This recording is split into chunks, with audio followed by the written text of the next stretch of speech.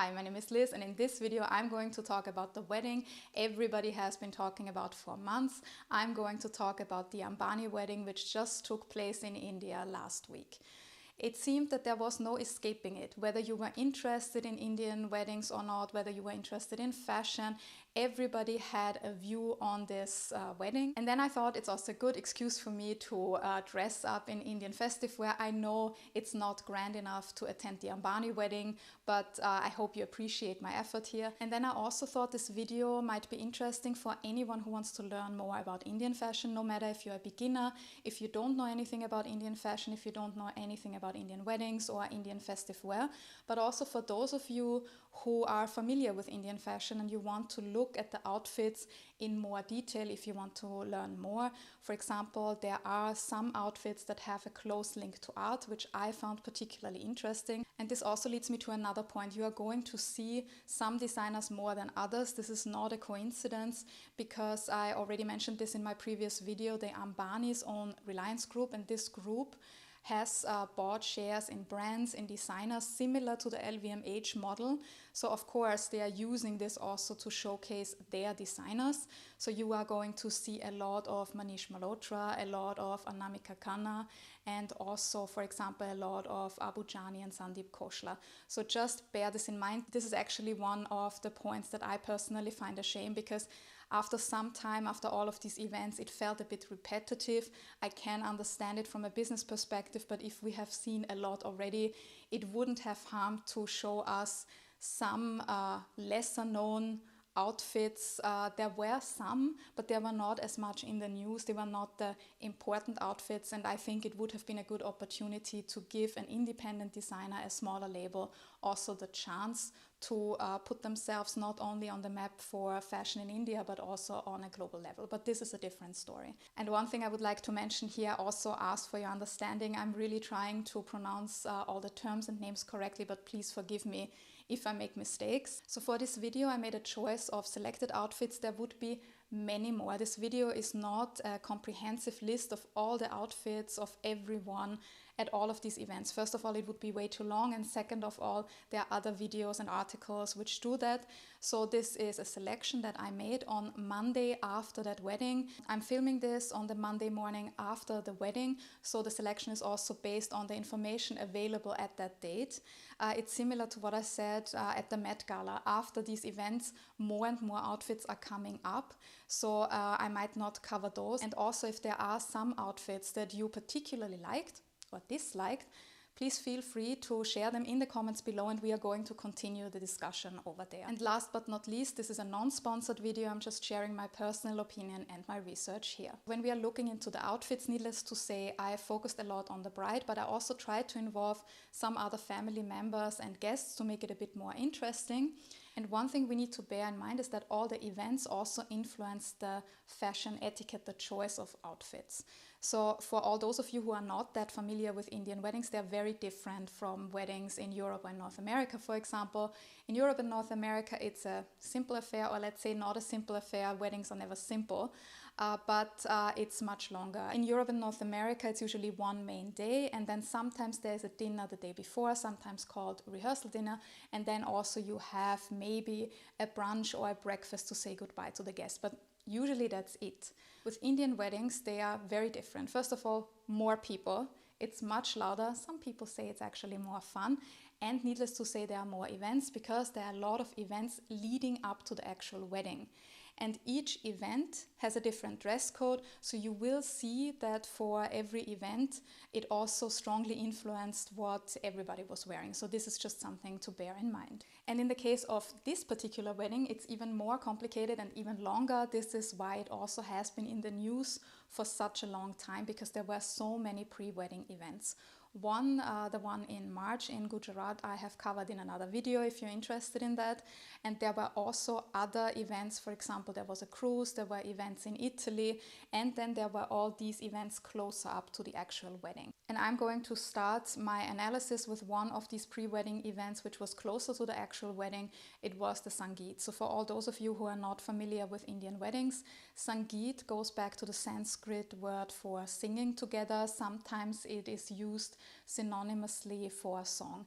And what this actually means is that people come together to dance. Traditionally, it was organized by the ladies of both families, of the family of bride and groom, and it was a women-only event. But over time, this has changed. So today, it's not a women-only event anymore. It's basically for everyone, and there are different ways of hosting Sangeets. Sometimes it's really only for family and friends. Sometimes it's a bigger affair. It can be more traditional with traditional music or drums, for example. And some people also love to turn this into dance battles with Bollywood music, with international pop music. But what is important about this event? A lot of dancing, people coming together, and it's usually a lot of fun. The bride wore bespoke Jani and Sandeep Koshla. She wore a lehenga, which was inspired by chandeliers. You can see this on the sleeves. She has these details that look like chandeliers, and there were a lot of Swarovski crystals. And I would like to point out one very basic thing here. Basic for anyone who knows Indian fashion, but I see this mistake is being made a lot by people who are not that familiar. A lot of people think that the only outfit for Indian festive wear is a sari. Saris, yes, they are part of Indian festive wear, but there are many more interpretations. And another interpretation, which is very popular, is the lehenga. And I want to point this out here because it was even on TV in an episode of And Just Like That. Carrie is taken to an Indian fashion shop because her friend is going to take her to a function. I don't remember the particular function, but Carrie needed an Indian outfit. So her friend takes her to the so-called sari shop, and maybe it was just me, but I didn't see a single sari in there. She comes out and then she wears for this function a lehenga, which is a totally different outfit. So I just want to tell you this here. For everyone who doesn't know, it's not only about the sari. It's also about other outfits. This, what you see, is a lehenga. Briefly, Indian fashion basics here. The sari is the long piece of fabric which is basically wrapped around or folded around the body. And the lehenga is not one piece of fabric. It is a skirt and a top, very often a crop top, and then you have a so-called dupatta, which is a shawl that you're wearing in different styles. So there are also different interpretations here. So this, for example, would be a lehenga. This is not a sari. Everybody familiar with fashion will now laugh that I make this point, but for me it's very important that people know the difference. The groom, Anant Ambani, opted for a blue Bandgara suit, which is also called Jodhpuri suit. This is a formal Indian suit. And for the after party, the bride then wore Manish Malhotra. It's quite a different take on what I've seen on Radhika Merchant before. I'm not sure if the outfit would be, for me, my personal choice, but what I liked, it was a different facet of her, or maybe her personality. She wanted to show us something else. It was more dramatic. All the other outfits that I had seen before were a bit more, I would not say girly, but they were very romantic, they were very elegant, and this was a bit more dramatic. It was dark, which is also something that you would not expect. So I think this was quite a nice twist. Let's move on to the next ceremony, the Haldi ceremony. And I have to say this is actually one of my favorite outfits. It's also one of the outfits that was in the news a lot because her dupatta, so this big shawl, was actually made from real flowers. But I actually appreciated it not only for this twist. When you zoom in on the outfit by Anamika Khanna, it's actually in the details. You can see beautiful contrasting embroidery at the hem, at the lower part of the skirt, and also at the waistline. I think it's very understated, but at the same time you can see this is quite an intricate garment, I would say, and I really liked it for that. The color choice is also not a coincidence. Yellow relates to the Haldi ceremony because during the ceremony, turmeric is very important. Turmeric is considered auspicious and it's put on the bride and groom. So this is why she's wearing yellow. And then of course you also have this nice twist with this dupatta and the real flowers. And to bring this dupatta to life, Radhika Merchant and her stylist Rhea Kapoor collaborated with floral art by Shrishti Kapoor, and they used multiple flowers. They used jasmine buds, but also yellow button daisies. They used the Tyree flower and also marigolds. So I thought this was quite a nice combination. You have this intricate lehenga also with the floral embroidery, and then also this dupatta. The next outfit that we're going to cover was for the Mausoleo ceremony. I hope I said this correctly. It's also called Mamaru ceremony, and it is a tradition from Gujarat. It relates to the term mama, which means maternal uncle. And this ceremony shows the importance of the extended family And in this case, it was Nita Ambani's family. Nita Ambani is the mother of Anant Ambani. And she basically hosted this ceremony with her family. And for this ceremony, Radhika Merchant wore Manish Malhotra. So you are going to see a pattern here. I think the outfit is nice, it's colorful. I'm not sure if it's my favorite outfit on Radhika Merchant. What I find nice about this whole combination is that she was wearing her mother's jewelry. So her new family hosted the event, but she also involved her family in a way by wearing the jewelry. And one more outfit before we dive into the actual wedding event outfits is a Tarun Tahiliani ensemble. I have to say I really like it because it's this contemporary twist on traditional mirror work. And with mirror work, I'm sometimes a bit on the fence. It can look really, really good, and sometimes it can also go in the completely different direction. I don't know what it is. It's not the easiest thing to work with, for me at least. And what I liked with this outfit is, first of all, it's the overall look, and then also when you zoom in, I really like the color combination. I like how they worked with this traditional craft and how they turned it into something contemporary. For the actual wedding ceremony, the bride wore Jani and Sandeep Koshla, and while a lot of people appreciated the craftsmanship and intricacy, a lot of people also criticized especially the color of the outfit, probably because it was not the typical red, which is the color for brides in Indian bridal wear. But this outfit actually refers to a Gujarati tradition called panita, which means that the bride wears white and red, which we can see then in the outfit. And Radhika Merchant also wore, again, family heirlooms. She wore the jewelry that her mother, her grandmother, and her sister also wore at their weddings. I have to be honest here, when I saw the first pictures of that outfit, I was a bit underwhelmed. It was not the color, it was just the overall look. It just didn't give me that wow effect, but I think maybe the pictures didn't do it justice, because I read on Rhea Kapoor's Instagram page that for this garment different types of embroidery were used. One of them is Sardozi embroidery, which I have already covered in my video about the pre-wedding events.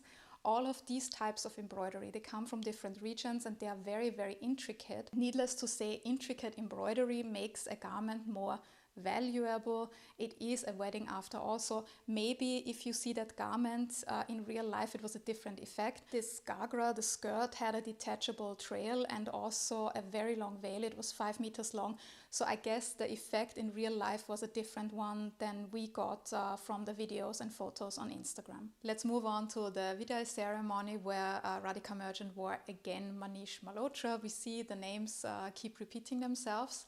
And this ceremony is where the parents of the bride officially bid their farewell to the bride.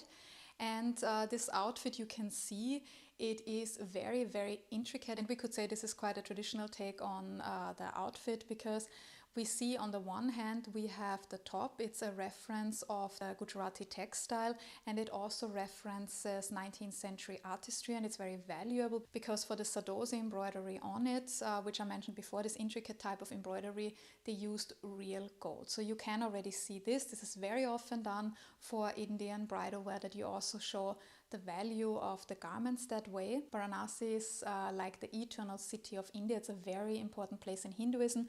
And during this wedding, there was also an event theme referring to Varanasi. So we have this influence of the theme on the garments. So in this garment, there is Varanasi brocade. And Varanasi is famous in India, but also globally. It has been famous for its textiles, its precious textiles for centuries. And we see also the use, it was sunset use, which was also given by the theme. I don't think we need to discuss the craftsmanship or textiles. I think even without being there at the wedding, we can probably assume that it is very, very interesting, very precious. This is not the question. I found it just very traditional, and given that Radhika Merchant is quite a young bride, I was a bit surprised that so many outfits were very traditional, but I guess this was probably what they were going for during this wedding. And now I would like to show you probably my most favorite outfit of Radhika Merchant. It's this very, very colorful lehenga by Jani and Sandeep Koshla again. And it's not only because it's colorful and fun, because I also appreciated that aspect. It was a contrast to the outfits that she chose, which were more on the traditional side. And for me, this outfit shows a beautiful marriage of art and fashion, because the designers collaborated with Indian artist Jayashree Berman. She was born in 1960 in Kolkata and is now based in Delhi. And she primarily works with watercolor, pen and ink, but she's also a sculptor. And she is known for using themes like nature, gods and goddesses, mythology in her works. In 1985, she received the National Award, and in 2007, she was honored by a collection of stamps featuring her work. And to bring her artwork to life, 12 panels were hand painted on a special Italian canvas, and it also features the story of the couple. And I have a quote for you what they were aiming for with this garment. This garment should transport a message about the couple, I quote, "radiate a celestial aura that honors the divinity in their humanity." I leave the interpretation of this particular quote up to you. What we can see is a lot of animals, for example the elephants, because they are considered auspicious, but there's actually more to that. It's a reference to the animal sanctuary of Anant Ambani, the groom. And regarding this animal sanctuary, I would like to say one thing here, because there was one picture which illustrates how important fashion can also be in supporting your message. There was one picture after the Sangeet where Anant Ambani stands with Justin Bieber, and he wore an alligator skin coat, or this is what people said, it was alligator skin. I personally have to say I don't know if it was real alligator skin or not. And then a lot of people commented and said, on the one hand he runs an animal sanctuary, on the other he wears alligator skin. And no matter if it was real skin or not, the effect was there, the damage was kind of done, because people start doubting this. And again, we see fashion is a tool for conveying messages, and it's quite easy to pick something and then undermine your whole message. So whether it was real or not, I do have to say I'm not a fan of exotic skins, but this is not the point here. Whether it was real or not, from a PR perspective, it would have been smarter to wear something else. And again, we have Sardozi embroidery here, again with real gold, and also Resham embroidery, so silk embroidery. And this is definitely one of the garments that I would like to see in real life, because I imagine that it must be really, really intricate. You can already see from the picture, but in real life this must be very, very interesting to see. And I also appreciated the colors and the different take, and in general that they married art and fashion and told their story. Now we've covered the bride, let's come to Anant Ambani's sister Isha Ambani, and also the sister-in-law Shloka Mehta. I have to say these outfits are a bit more interesting to discuss, but this is also not surprising, because needless to say the bride has a way more rigid system that she can work with. So even though there are also certain standards and expectations to the immediate family, they have a bit more freedom than her. So we can see different interpretations of Indian festive wear. Let's start with Isha Ambani. She wore custom Schiaparelli, and her stylist Anita Shroff-Adajania posted that this was the very first time that the brand Schiaparelli made a custom sari. So regarding the custom sari, this might be correct. I could actually not verify this, but saris and Schiaparelli have a very, very strong link. Already in 1935, Elsa Schiaparelli herself created dresses which were inspired by saris, and this was also photographed by Man Ray. In May 1935, Man Ray photographed Noosh Eluar, who was the wife of surrealist poet Paul Eluar, in one of these sari-inspired dresses, which were part of Elsa Schiaparelli's collection Stop, Look, Listen from February 1935. And what is also special is that some of these sari dresses were actually in electric blue. So when we look at Isha Ambani's custom sari, it is the same or a similar type of blue, let's put it like this. And this is also something that I mentioned in my video about the Spring-Summer 2024 Haute Couture collection of Schiaparelli. Daniel Roseberry, the current creative director, works a lot with the Schiaparelli archive, so he picked that up. And then we have another Schiaparelli house code. We see the lock in front, and we have this structure, this silver crystal structure that we have also seen in this Spring-Summer 2024 collection in a more toned down version. I have to say I quite like it. I like the color reference, I also like the structure, I like the idea. So I think this is quite a nice idea, given also the link of Schiaparelli and India, and also wearing such an interesting sari to the Sangeet. So personally, I have to say this is probably one of the highlights of Isha Ambani's outfits. Another one which I quite liked was Manish Malhotra again. It is this interesting green mirror lehenga. I really like the cut, I like the colors, it's very dramatic. So this was definitely one that caught my attention. And then she wore this colorful ensemble by Torani. We also saw her in Tarun Tahiliani. This is another designer that comes up repeatedly during this wedding. Another interesting ensemble was by Daily Vintage Co. And then she also wore Jani Sandeep Koshla. And for the actual wedding, she wore Manish Malhotra again. This ensemble was called Garden of Love, also to celebrate the couple. Let's come to Shloka Mehta, and I have already said this in my video about the pre-wedding event.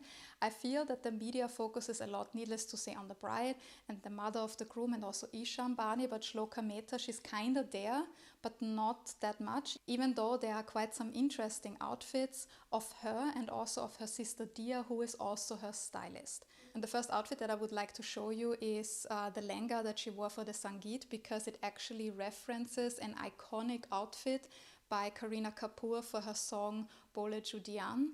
I hope I said this correctly. And it was also designed by Manish Malhotra. So we have a reference or a reinterpretation of an archival garment, an iconic design. She also wore archival Manish Malhotra. And she worked with another kind of vintage idea. She re-wore her wedding lehenga by Jani and Sandeep Koshla. Her sister, her stylist, said that they wanted to change or work with the color tones a bit, because they changed it to a more pink undertone, and they wanted to celebrate the union of the couple by re-wearing the wedding outfit. During all of these events, we saw her again in Jani Sandeep Koshla in a pastel ensemble, but I have to say I actually prefer her more colorful ensembles. I found these two, the pink one and then also this really blue-toned, colorful one. I think they are just so fun. Then I found one outfit worn by her sister, also by Jani and Sandeep Koshla. And it's so fun, it's so colorful, and it's very different from most of the outfits that I saw during that wedding. Sometimes I felt a lot of the garments were a bit repetitive, call me negative, but this was something that really stood out, not only because of the color. I think it's a very youthful interpretation, so I really liked that outfit.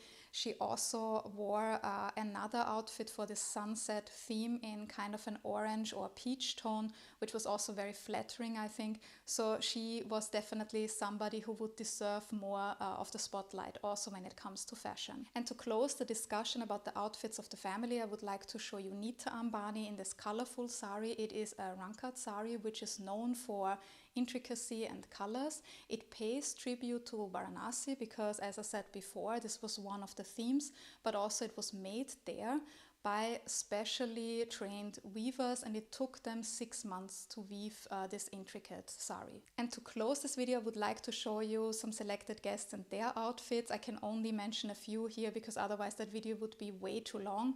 I have to admit I was a bit disappointed. I did not see that much Rahul Mishra. You may know I'm a big fan of his designs. I recently did a video on him. He was invited and he wore his own design, and so did his wife and co-founder Diya. But I did spot his design on Shah Rukh Khan's daughter Suhana and also on Tessa Hilton. I have to say I really like that ensemble. The top with the flowers works really well with the skirt. I really like that combination. And then we have again Jani and Sandeep Koshla, but a very different perspective of the brand. I really like this outfit of Navi Ananda, this red. I like the color, even though it is a bit daring to wear red to another person's wedding. But I think it's on the one hand very simple, but the cut of the top and the whole look, I think this was a very successful garment. Another look that I liked was Alia Bhatt, because it was a different version of Alia Bhatt. It was not this sweet Alia Bhatt that is always transported with her fashion. This was more vamp. This was a bit more daring. I really liked the black. It looked really cool. It was a Faras Manan lehenga. And another person who really had very interesting outfits was Janvi Kapoor. First of all, even though it was again Manish Malhotra, I really liked that peacock ensemble. It might be a bit polarizing, we can argue about this, but I think it's a bit more fun. It is a bit more daring, it is a bit different, and it definitely stood out amongst these more traditional garments that I saw throughout the wedding. But that doesn't mean that she can't do traditional, because she also showed us a very interesting ensemble with a gold cummerbund actually. And this ensemble, this colorful ensemble, featured embroideries from different regions, from Rajasthan, Gujarat and West Bengal. And I really liked it because it kind of picks up on the tradition, the craftsmanship, but takes it to the presence, to the future. It's a very youthful interpretation. I also like this Cinderella take on the outfit of Kapoor by Manish Malhotra. And I would also like to point out that I spotted Law Roach, the stylist of Zendaya. I mentioned him in my previous video, and he wore Falguni Shane Peacock for one of the events. I'm sorry if I didn't say this name correctly. And now I thought a lot about this. I was a bit conflicted. I didn't know if I wanted to discuss them or not, but I think I should discuss Kim and Khloe Kardashian because their attendance of the wedding and the outfits teach us a lot, no matter how polarizing they are as public personalities. So we had one outfit which immediately polarized. Needless to say, it's Kim Kardashian. It was this red lehenga by Manish Malhotra. Okay, first of all, red daring because she's not the bride, but the color for me was not that much the issue. It was more the fit. Some people criticized the top because it was quite revealing, also for the reason that it was, in my opinion, just too tight. It was so tight, I think she couldn't even breathe. So I was like, okay, I'm not so sure if this was really that successful. The lehenga itself was not bad. And Khloe also wore Manish Malhotra in this nude tone. It's also a bit more traditional. It's okay. A lot of people said, oh, they look amazing. For me, it was nothing really that special. I've seen things like that before. I know I should not say ordinary when it's about a designer like Manish Malhotra, but I think this is the point that I'm trying to make. If you already know a bit about Indian fashion and festive wear, it was actually not that special. Kim Kardashian also wore custom Tarun Tahiliani and also Gaurav Gupta. Gaurav Gupta, you may remember from my video about the Met Gala. Mindy Kaling wore a dress by Gaurav Gupta, and it was also a similar dress to what Cardi B wore in electric blue. And I have to say, I'm always very critical when it comes to the Kardashians, but the garment itself is actually quite nice. I like the color. Then she paired it with the emeralds, which she obviously really loved because she talked a lot about it. So I don't have a lot of criticism when it comes to that. What I would like to criticize are some videos posted by Khloe Kardashian. I saw them on Diet Sabia's Instagram account. She wore this pink lehenga, which was also Manish Malhotra. So again, I like the color, it was a bit more fun. And then she stands there, she films this selfie, and then she talks about this garment, and then she says, and I don't directly quote, but I just say what she roughly said in that video. She said, I really love it, and this is a local designer. So first of all, I was surprised that she didn't even know the name of the designer. She then added, I will let you know later about the name. And secondly, then she said, local designer. And I do have to say, when it's about Manish Malhotra, when you call him a local designer, it's like calling Tom Ford or Marc Jacobs a local designer and making them much smaller. So clearly, communication-wise, very, very wrong. But it did not stop there. There was a second video where she then posted the name of the designer. And again, she did not get it right, at least she remembered the name, but the wrong name. She called him Manisha Malhotra. And I find this so embarrassing when you come to a country as a guest. And I know it's sometimes difficult. If it's not your native language, you might say things incorrectly.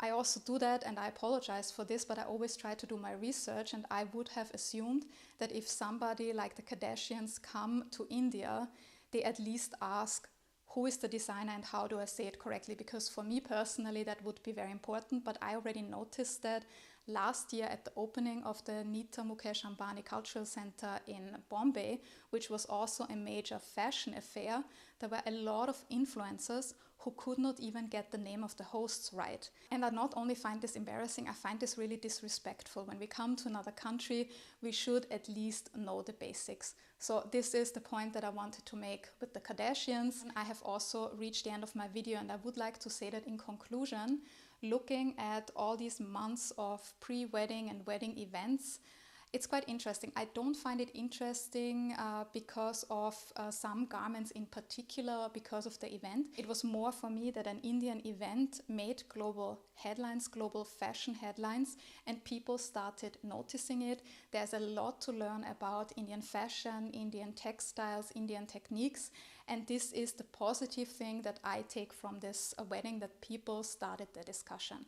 I hope you enjoyed this video. I hope you learned something. Let me know what you thought about the outfits in the comments below. I really look forward to this discussion. And if you enjoyed this video, you can really help me by liking it, by subscribing to my channel and spreading the word. If you're interested in more fashion related articles, you can head over to my website, thepinklookbook.com. I will also have an article about this wedding this week, and I will also constantly update this article, so there might be additional outfits in this article that I haven't discussed in this video. As I said before, if you have outfits that I haven't covered but you would like to mention them, feel free and drop a comment below. And if you like, you can also check out my fashion label Pelagona. And if you enjoyed this video and you haven't seen my other video yet, I have done another one about the Ambani pre-wedding event in March, so you can head over and watch this one. Thank you very much for joining me in this video, and see you in the next one.